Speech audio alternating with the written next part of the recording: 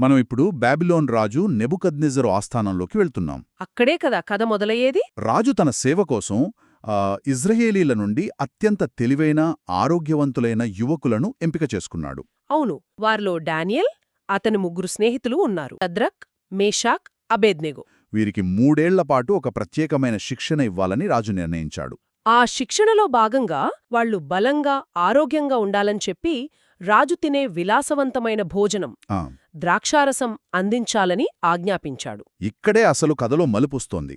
ఇది గొప్ప అవకాశంగా కనిపించినా డానియల్ రాజు భోజనం తినడానికి, ఆ ద్రాక్షారసం తాగడానికి నిరాకరించాడు. ఇది పెద్ద సమస్య కదా. రాజు ఆజ్ఞను ధిక్కరించడమంటే రాజు ప్రధాన సేవకుడైన అష్పనాజ్కు ప్రాణసంకటం.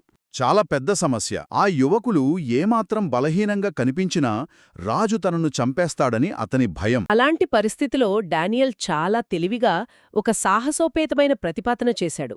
అవును, అతను నేరుగా ఎదురు తిరగలేదు. బదులుగా తనను, తన స్నేహితులను ఒక 10 రోజుల పాటు పరీక్షించమని కోరాడు. ఆ ఒక టెస్ట్ లాగా. ఇంతకీ ఏంటా పరీక్ష? చాలా సింపుల్. నాకు తినడానికి కూరగాయలు, త్రాగడానికి నీళ్లు మాత్రమే ఇవ్వండి. అంతేనా?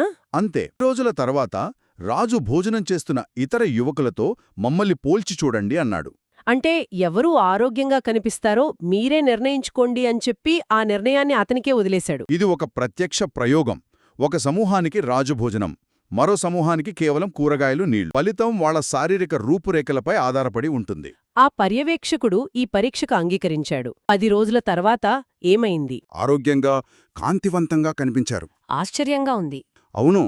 దాంతో వారు తమ శిక్షణ పూర్తయ్యే వరకు కూరగాయల ఆహారాన్నే కొనసాగించడానికి అనుమతి పొందారు.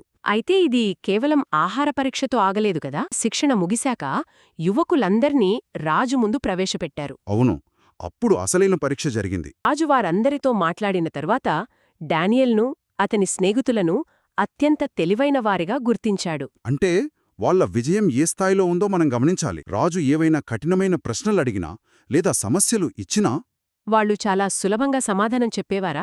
సులభంగానే కాదు, వారు రాజు ఆస్థానంలోని పూజారులు, జ్ఞానులందరికంటే 10 రెట్లు ఎక్కువ జ్ఞానం కలవారని తేలింది. 10 రెట్లు.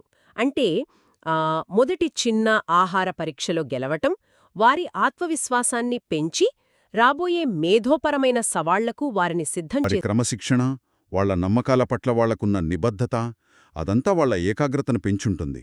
కాబట్టి రాజు అందించిన విలాసవంతమైన ఆహారాన్ని నిరాకరించటంతో మొదలైన వాళ్ల ప్రయాణం చివరికి వారిని ఆ రాజ్యంలోని అత్యంత ఉన్నత సలహాదారులుగా నిలబెట్టింది. అవును.